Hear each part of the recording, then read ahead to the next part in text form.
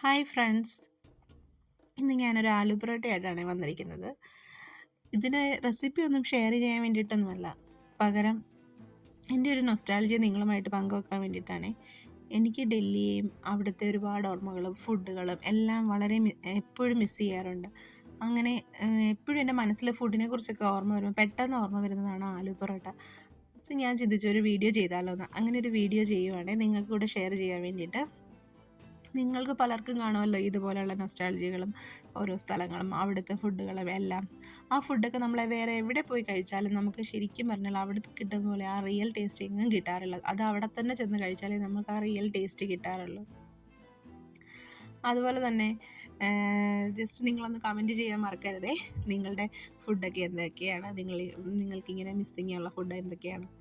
അതുപോലെ ഈ വീഡിയോ ഇഷ്ടപ്പെടുവാണെങ്കിൽ ലൈക്ക് ചെയ്യാനും സബ്സ്ക്രൈബ് ചെയ്യാനും ഫേസ്ബുക്ക് പേജ് ഫോളോ ചെയ്യാനും കമൻറ്റ് ചെയ്യാനും മറക്കരുതേ.